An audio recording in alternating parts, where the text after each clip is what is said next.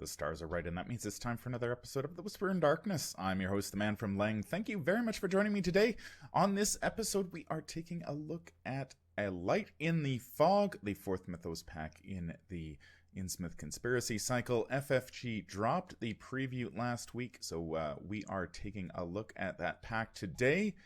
Part 1, we looked at the scenario. In Part 2, we are going to look at the player cards that were spoiled, and there are a bunch of them. And a lot of them are quite good, so let's take a look at them now.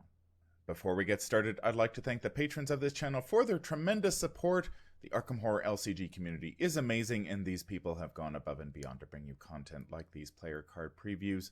If you'd like to support the channel's goals and see your name on this list, head over to patreon.com, sign up for a tier of your choice, and claim your rewards. That would be awesome. Without further ado, let's get started. FFG released its preview for A Light in the Fog last week, and as it seems to be the case with many of the previews lately, there are a lot of player cards spoiled. We have not only the cards in the fan here, but they also spoiled Lucky Penny, a rogue card, and then if you go to the FFG pre-order page, you can also see there is a Guardian version of the Holy Rosary that will be released. I believe it is a level 2 card, but the text is obscured. So we will take a look at the cards, first off in the card fan, and then the cards that were spoiled in the article. And we are going to kick it off with Spirit of Humanity. It is a 2-cost survivor asset that costs 2 experience points. It has a willpower skill icon, the ritual, blessed, and cursed traits. It has a free triggered ability, Exhaust Spirit of Humanity, and take presumably 1 damage and 1 horror. Add 2 blessed tokens to the Chaos bag, and it has another free triggered ability, Exhaust Spirit of Humanity, and add presumably 2 curse tokens to the Chaos bag to heal 1 damage, and I would assume 1 horror. The slot is obscured by the card fan, but given that this card is a ritual, it is likely will take up an arcane slot, as many of them do. So the first thing I have to say about this card is that because it is a ritual, you can play it for free with Uncage the Soul. If you are a Mystic off-class survivor or vice versa. The ritual trait also means that since it will likely require an arcane slot, you can play the Mystic card Sign Magic in order to give yourself another arcane slot that you can stash this in. Sign Magic doesn't see a whole lot of play in top tier decks, but there are an awful lot of cards in this particular cycle that require arcane slots, so perhaps its stock will rise. The nice thing about Spirit of Humanity is that you do get to add the Bless or Curse tokens to the bag as a free triggered ability. There are very few cards in the cycle that do that. I believe there's Keep Faith in the Innsmouth Conspiracy Deluxe expansion that will add 4 Bless tokens as a free triggered ability. But here is a card, an asset that gets to sit on the table, and you can add Bless and Curse tokens to the bag whenever you want, as long as you are willing to take the damage and horror, or heal the damage and horror as it goes. Now, the ability to heal 1 damage and presumably 1 horror as a free triggered ability is tremendous. That makes Spirit of Humanity one of the better healing cards in the game. Since the core set days, most of the healing cards in this game have required you to take 1 action to play the asset and then another action to heal, which is very time consuming and slow. So the ability to heal 1 damage and 1 horror as a free triggered ability is absolutely fantastic, especially if you are approaching the end game and you just need a couple of you need some health and sanity to make that final push towards the end of the scenario. Adding a couple curse tokens to the bag is a very small price to pay for that healing. So that is absolutely fantastic. Now, there are a few investigators who will be attracted to Spirit of Humanity Agnes Baker, for example, from the core set can use that first ability to add 2 bless tokens to the bag and deal 1 damage to an enemy at her location with her response. So she gets a nice little double dip there. And Tommy Muldoon from the Dream Eaters, he can use that first ability to defeat an asset that he controls. And then if that asset is defeated, he can trigger his response to gain a bunch of resources. So if he has, say, an asset on the table that has 1 health and 1 sanity left, he triggers Spirit of Humanity to defeat it, and then he gains a bunch of resources equal to the amount of health, horror, and damage on it. So Tommy typically usually needs to take damage and or horror from some other effect in order to defeat his assets, but this gives him an option to do it all by himself, which is fantastic. So overall, Spirit of Humanity looks like an incredible card.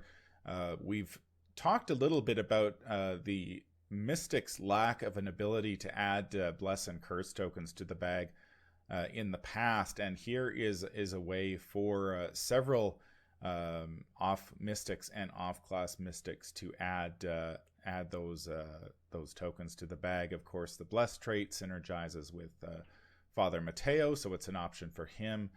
It only costs, Spirit of Humanity only costs 2 experience points, so it's an option for Agnes as well.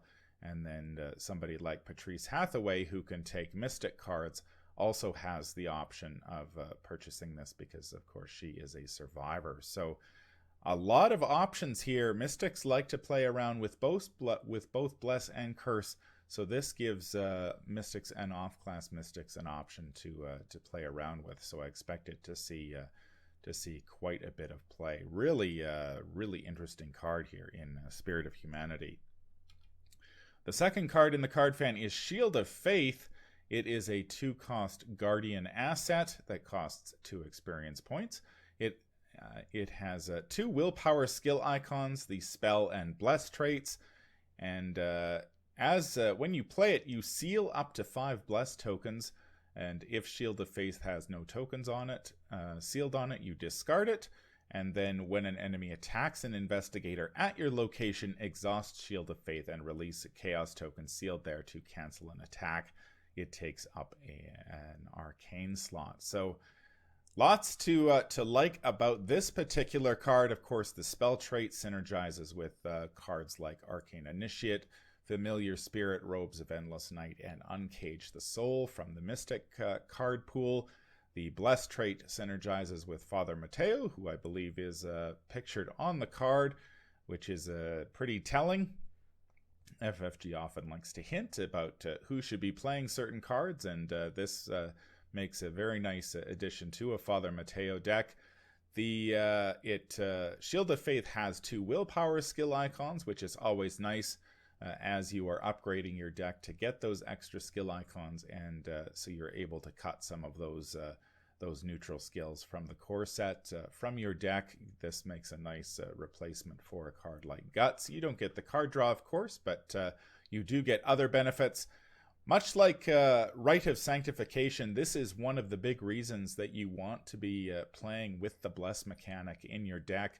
If you can, much like Rite of Sanctification, it pays to fill the Chaos bag with a lot of Bless tokens, and then once you play this card, you drop this down, seal up to 5 of those tokens, and then you're canceling attacks. So you can not only cancel an attack against you, but you can cancel an attack against an investigator at your location. Dodge from the core set is one of the staples of the Guardian card pool, and here we have basically a dodge that you can dial up anytime you need it. At least you do have to exhaust it, of course, so it's only good for once per turn, but the ability to cancel 5 attacks, up to 5 attacks over the course of a game is tremendous. And especially if you're pushing toward the end of a scenario and you need to be able to, sometimes you end up in a situation where you're just better off taking attacks of opportunity in order to bring the scenario to a close. And so having the option, having this on the table to be able to cancel one of those attacks is fantastic. So I really like the looks of this card in particular, especially if you are you're one of those investigators who may not necessarily want to kill enemies, but you still need a way to survive. You drop down a Shield of Faith, and you're good to go. You're going to be safe for much of the game. Now the only sort of tricky thing here is it does take up an arcane slot, so that will compete for arcane slots in investigators like Sister Mary, who is a part mystic, or Diana Stanley, who is part mystic as well. Of course, Father Mateo, he usually needs to rely on a lot of those mystic assets to get things done, and this will compete for those slots. So again, you may need to look at a way of expanding the number of arcane slots that you have. And unfortunately, we don't really have a lot of great ways to do that. So finding a spot for this card may be a challenge in certain decks. But overall, really excited about Shield of Faith. Having an asset on the table that you can simply cancel attacks with turn after turn is very, very good indeed. The third card in the card fan we're going to look at is Shroud of Shadows. This is an upgrade from the Shroud of Shadows 0 that was just released in the Into Deep Mythos pack. Presumably we will be also getting upgrades for Eye of Chaos and Armageddon as well.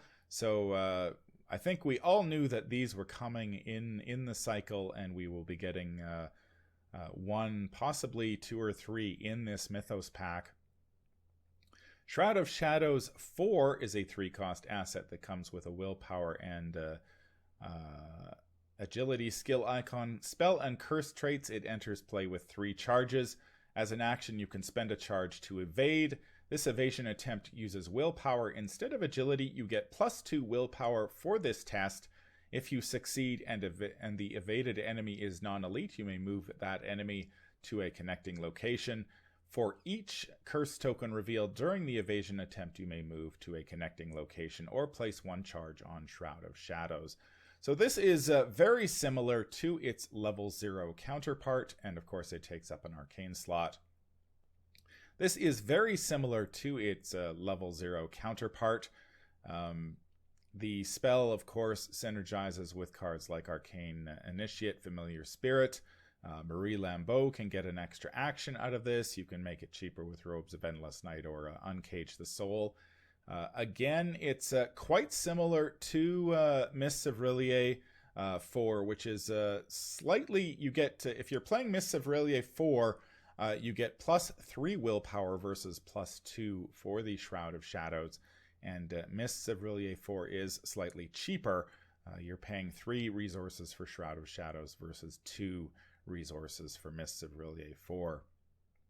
The card, besides the willpower bonus, the big change here is that while Shroud of Shadows 0 lets you move to a connecting location or place 1 charge on it if you draw a curse token, the Shroud of Shadows 4 lets you move to a connecting location or place 1 charge for each curse token revealed. So if you are playing a mystic deck, and you do have to be playing a full mystic in this case, someone who can take level 4 mystic cards, and you're playing a card like Olive McBride or the Grotesque Statue that enables you to draw multiple tokens, if you can draw multiple curse tokens, then you will be able to move multiple times or add multiple charges to Shroud of Shadows. So that is very nice indeed. Now, Shroud of Shadows, I know that Nate and I talked about this card and its counterparts, Eye of Chaos and Armageddon, quite extensively in our recent review of Into Deep. And I think if you are playing Shroud of Shadows, perhaps in a Dexter Drake deck, because Dexter has access to a lot of he has access to both the rogue card draw, sorry, not the rogue card draw, but the rogue resource generation, able to afford some of these cards, as well as the rogue ability to add curse tokens to the bag. Yeah, Shroud of Shadows 4. If evade is something that you're looking for, you will be upgrading, probably upgrading to this card. Of course, evade is always sort of considered to be the third leg of the triad of fight, investigate, and evade, and it's always considered to be sort of the weaker link of the three. So I don't, in a lot of my Mystic decks, I don't think I have ever upgraded Mists of R'lyeh to Mists of R'lyeh 4, because Mists of R'lyeh does a perfectly fine job most of the time. And so that may also be the case with Shroud of Shadows. If you just need it to evade, sticking with the level 0 version might be enough in most cases. Enemies tend to have slightly lower evade values than they do fight values, so that extra willpower isn't necessarily needed sometimes. So you can get away with just keeping the lower version if you want to, say, spend all your experience upgrading things like Armageddon and Eye of Chaos. So don't really have much to say about this one. If you're playing Shroud of Shadows, Eye of Chaos, and Armageddon, you will probably be upgrading to these cards at some point.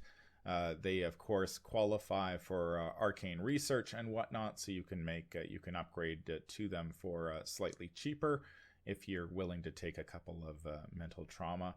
So yeah, we knew these upgrades were coming, and you do get a nice willpower boost, as well as a slightly better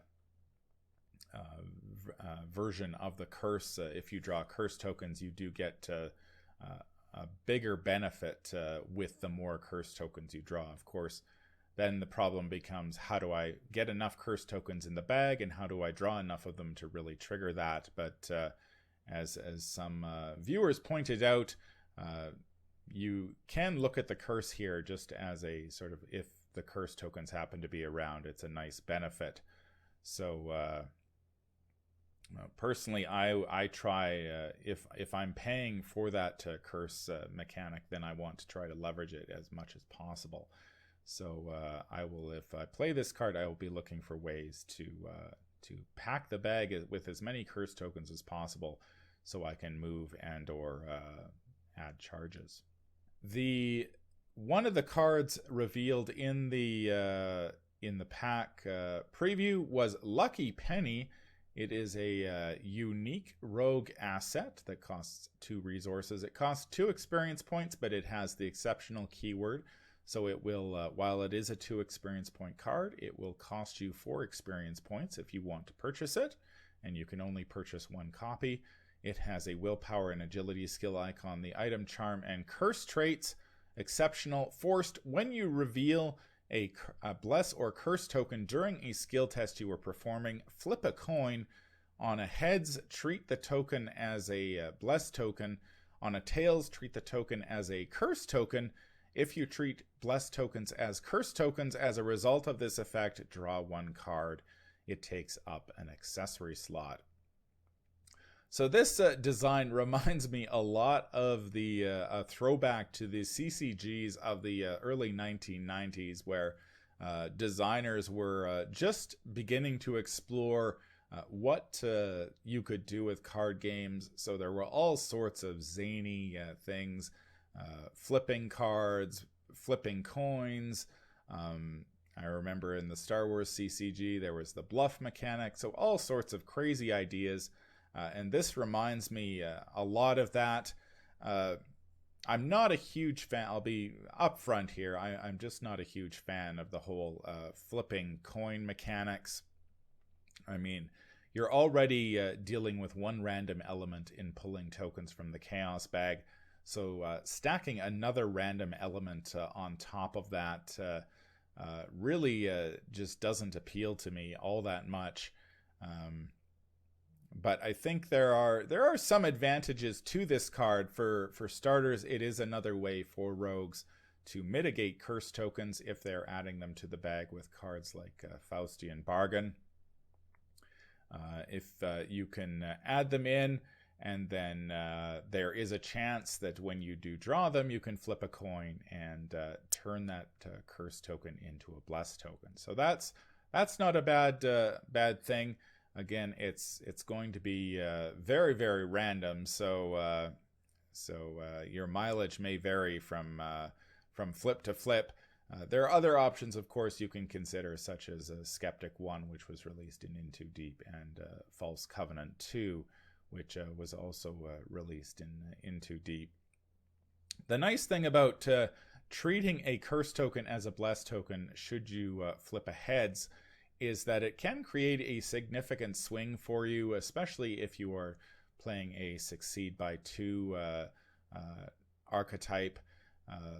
Suddenly, if you say are say you are 0 before the pull, and you pull a curse token, now you're at -2, but then you flip a coin and you get a heads, so now you're at +2, and then you still have to draw one more token from the bag. That gives you a better chance of succeeding than you had before, for sure.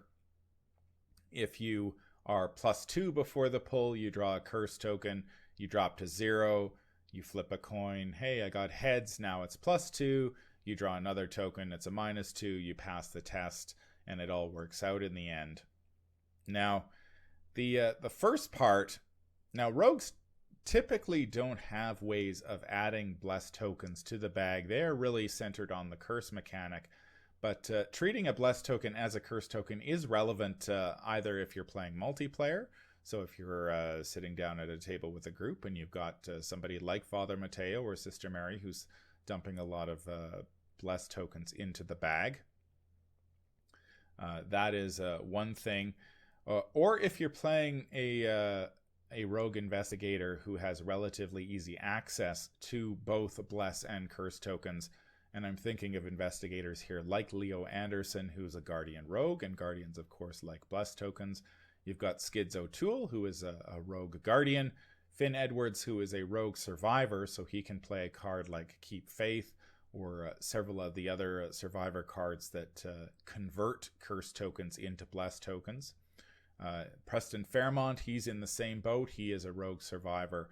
And then you've got Wendy Adams, who is a survivor rogue. So all of these types of investigators have access to both the bless and curse tokens.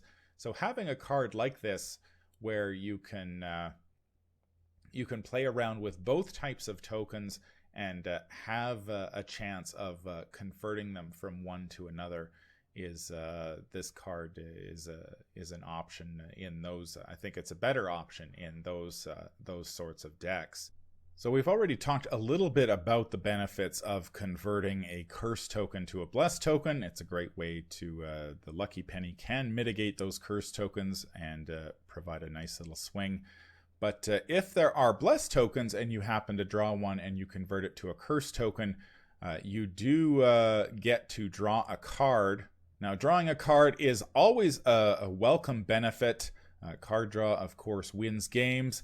Although I have to say, I think rogues have a lot easier ways to draw cards, easier and more reliable ways to draw cards than using a card like Lucky Penny, which, of course, because it's exceptional, there's only one copy in your deck. Rogues can play cards like Lucky Cigarette Case, so if you succeed by 2, you can draw a card, or Pickpocketing. If you are evading, you can draw a card. So while the card draw is a nice bonus, I don't really consider this to be a way of drawing cards reliably. It's just a little bit too random for my tastes, and but it is a nice benefit. So overall, I'm not a huge fan of this card. I know there are going to be players who will love this type of effect. because it's a lot of fun and you get to flip coins and whatnot. But I think from a reliability standpoint, it's just a little bit too random, and I think there are probably better ways of, if you're really concerned about mitigating the impact of curse tokens. I think there are probably better ways, like the covenants, that you could use to do that much more reliably than drawing random tokens from the bag and then flipping random coins and hoping for the best. I just think the covenants are a lot more reliable in that respect. And as far as card draw goes, there are, especially if you're playing the Succeed by 2 mechanic, there are better ways of doing that as well. So it's a fun card, but I'm not necessarily sure it is a card that I will be playing. I sort of thought, design LCG and CCG design has come a long way since the 1990s. So I'm kind of surprised to see a card that dips into that, and I think it's interesting that even the preview article admits that this may be a little too random for some players, and I would definitely count myself in that group. The final card that was spoiled in the preview article is the Eye of Jinn. It is another rogue card. It is unique. It is a 2-cost asset that costs 2 experience points. Again, it has the exceptional keyword, so that will cost you, while it is a 2 experience point card, so investigators like Wendy and Leo Anderson can still take this card. It will cost them 4 experience points. It has 2 intellect skill icons, the item, relic, blessed, and curse traits, exceptional keyword, and it has the response: when you initiate a skill test during your turn, exhaust the Eye of Jinn, set your base skill value to 5 for this test. If a blessed token is revealed during this test, ready Eye of Jinn. If a curse token is revealed during this test, you may take an additional action this turn, and the Eye of Jinn takes up a hand slot. So a couple of basic things. The relic trait here synergizes with the likes of Ursula Downs, Dr. Ellie Horowitz, and either level of Witten Green, all of the survivor cards. So Ursula here has another option if she wishes. So let's break down this card. The response is very, very good. Setting your base skill value to 5 is a very powerful ability. We've seen this on cards before, like the Red Gloved Man from Lost in Time and Space, and the Survivor card Trial by Fire. So no question that the ability to set your base skill value to 5 is going to be helpful. The fact that you get to use this on whatever skill you need is very, very handy. So if you are playing a rogue who is, of course, you've got a low. Rogues typically have low willpower. Suddenly you have to take a skill test during a treachery. On a treachery, and you trigger the Eye of Jinn, and now you've got a 5 willpower. I mean, you can't argue with that. That is going to be excellent. Or if you need to say fight an enemy and your fight's a little lower, you've got average to below average fight. Suddenly your 5 combat is going to do very, very nicely. So an excellent ability there.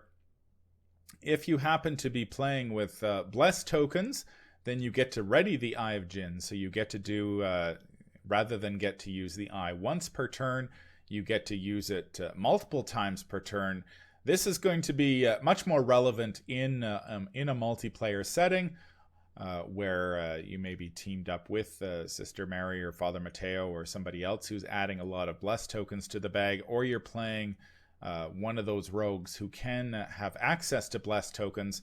We talked about some of them earlier: Leo Anderson, Skids, Finn, Preston, Wendy. Those types of investigators can play both the curse and blessed mechanics, and so they have a chance to add those blessed tokens to the bag or modify curse tokens into blessed tokens. So then if you happen to be playing the Eye of Jinn and you draw a blessed token, all the better. You've set your base skill value to 5, and you get to ready the Eye of Jinn so you can do it again for the next skill test. So That's fantastic.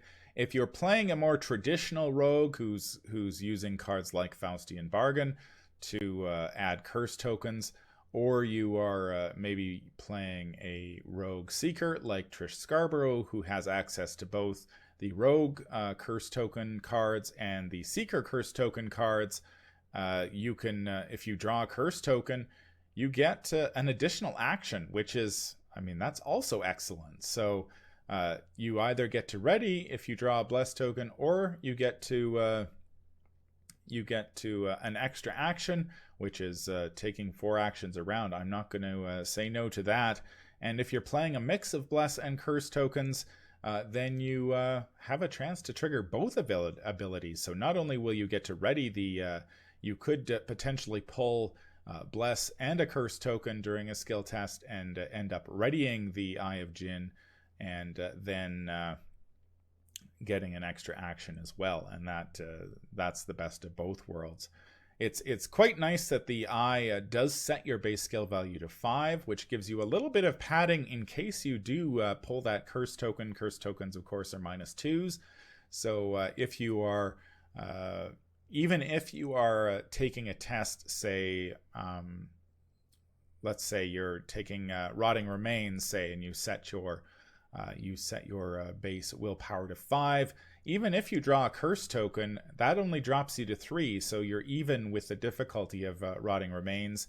So there is still a pretty good chance that you will either A, pass the test outright if you then pull a 0+1 or possibly an Elder Sign, or you may end up pulling a -1 and taking very little horror from it. So really good there for willpower skill tests. So I think this is one of the cards in the cycle so far where we really get to start to see the payoff for adding bless and curse tokens to the chaos bag. Man, I think the more I look at this card, I'm very excited about it. Especially, I mean, for one, rogues have tremendously bad willpower. There aren't many. I think Safina is the exception rather than the rule, for sure. So pretty much every rogue would love to have this so they can to provide some added protection against those willpower tests. And even if you only get to use it once per turn, that's really all you need. Is you just need it during the Mythos phase if you happen to draw a willpower treachery. If you're playing with the curse tokens and you happen to you may still fail that willpower skill test if you draw a curse token, but you're going to get an extra action out of it. So I would be quite willing to trade a failure for an extra action during the Mythos phase for an extra action during my turn. So, man, this is a very nice card. And I think it can see play in a wide variety of rogue investigators, not just the rogues who have access to both bless and curse tokens, but pretty much any rogue in a multiplayer setting. If you've got anybody adding these tokens to the bag, this I mean, you get the upside of setting your base skill value to 5, and then potentially either getting to do it multiple times per round or getting an extra action. So it's all good with this card. Very, very, very good card here. That's going to do it for my look at the player cards in A Light in the Fog. Very exciting pack. I really like what I see in the player cards. You throw in that preview of the Guardian version of the Holy Rosary. We can't quite see what it does, but I know it adds to your willpower. It does cost 2 experience points, so it will probably provide some additional benefit to the Holy Rosary, as well as absorb some horror. So I am really liking the look of the player cards in this pack. The sole exception being Lucky Penny. It's a fun card. It's just not the card for me. I don't... pulling chaos tokens from the bag is already random. I don't need to be flipping coins on top of that, but I know some players will like it, so I'm not going to be too hard on it. But from what I've seen so far, this pack is going to be a very good one for players.